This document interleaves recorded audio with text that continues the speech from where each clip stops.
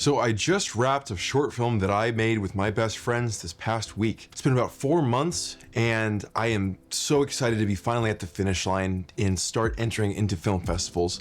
And I wanted to make this video today to give you a glimpse into my thought process when choosing a good workflow and camera system to operate and really run a smooth production. And I'm gonna share a little look into the behind the scenes of how we made it and some other cool things. I made this short film with a few of my best friends that I've known since we were 7. We started making iPod little skits and it's evolved into a production like this today. So this is Johnny and I. We first met back in elementary school when we were about 7. We've done some other fun shorts in the past, but this time we really wanted to make it a bit different and really up the production value all around. This was funded off of pretty much our savings accounts. It brought up a lot of questions and constraints that we had to work within. Before I do jump into all this, I do want to thank today's video sponsor, which is Modern World Media. If you didn't know already, Modern World is my production company, which is based in Phoenix, Arizona. I was fortunate enough to source a majority of the equipment and assets used in this production of the Cigarette Files from Modern World. As I've been growing that business for about 3 or 4 years, I've had to invest a lot. I now have kind of an arsenal at my disposal with lighting and camera equipment. If you have a story you need told through video, enhanced visuals through photography, or even help on post-production with visual effects or color grading, Modern World is the way to go, so check them out. The first thing I want to cover is our decision to get the highest quality for the lowest cost. The Sony FX3 quickly rose to the top of my list for several reasons. The first and foremost, the FX3's compact size and lightweight design were really big selling points because I was not going to have an extensive crew on this production. I needed something that was lightweight, portable, and wasn't going to kill my shoulders and back by moving it around on set. And we often worked in tight spaces and we needed a, not too large of a rig where I could really get in there and get the frame that we needed. The most important benefit of this is I got everything that I needed and frankly everything that I wanted out of a small package without really sacrificing image quality.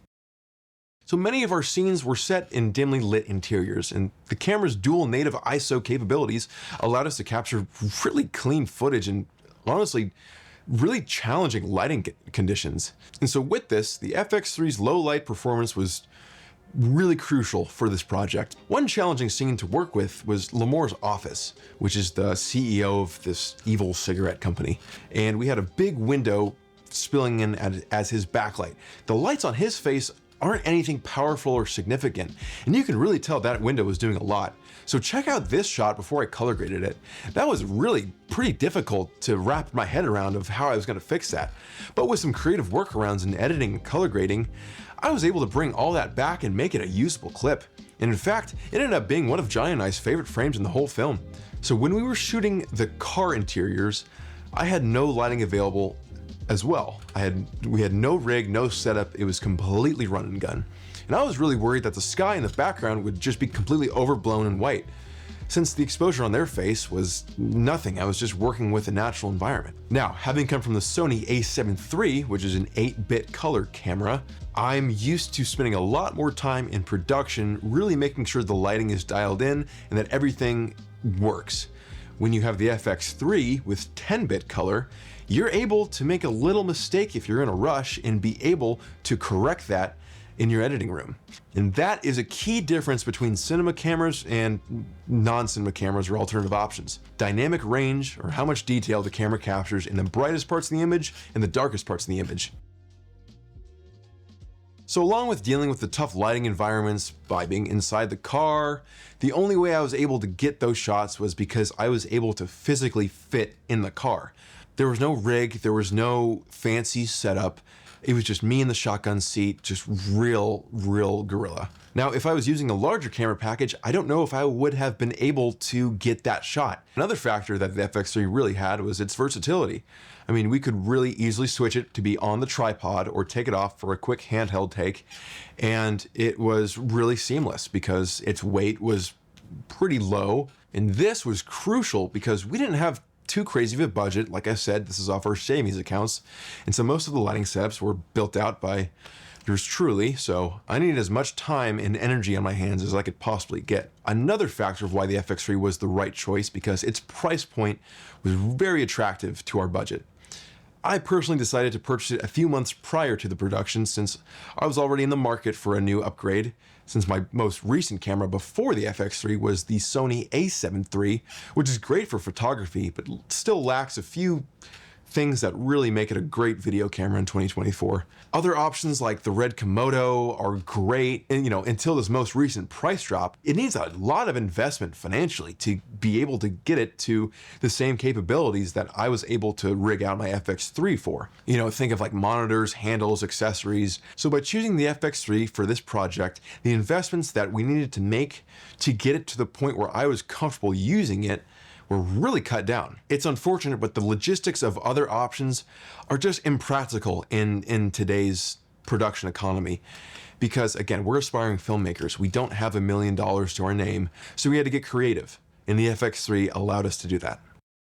We made a list of locations to shoot in, some of which we would rent, such as our interiors and our studio spaces, and others had no cost because you would just show up in the desert and just pray that no one would show up. So choosing those beforehand was a great creative constraint to work within. And it was a mission, but we ended up finding a few sets that were already vintage inspired, and we pretty much built out the story after finding those. So in terms of locations, one of my biggest concerns was getting the coverage that we needed while lugging around everything, especially like in the desert. I could carry around the camera all day and not really get fatigued.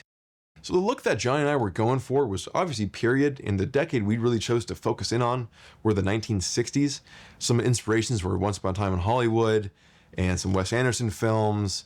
We really wanted a rich, vibrant color, and I even found a good inspiration through a lot of Technicolor films, and I employed a 3-strip emulation, which I thought really gave a cool look. I just don't know if this production would have ever happened if we didn't have the resources and technology available for us. I mean, we're using LED lighting and mirrorless digital cameras, and we're getting frames that look like this. I don't know what in any other time in history when filmmaking looks this good and accessible. And so because of that, I really believe that the FX3 just shines for the independent operator. I think it's a great leeway into really proving a point that you can make a small budget look big budget and look really good, so that once you do get a big budget, people trust you, and then you can go spend all your budget on getting the RE and getting the crazy setups and all the rigs and getting all the crew. Overall, the FX3 was just a great choice and great camera for this production. I really believe that for filmmakers that really want to tell a great story with great visuals, that don't really have an insane budget yet, the FX3 is a great choice for them because it really punches above its weight. It's great for color grading, great for visual effects. When you pair it with a good lens, it's everything you need. That's pretty cool. So anyway, like I said, it's entering its film festival circuit right now, so it won't be on YouTube just yet, but that time will come very soon, and I cannot wait to show it to the world. So anyway, thank you for watching the video, and I'll see you in the next one.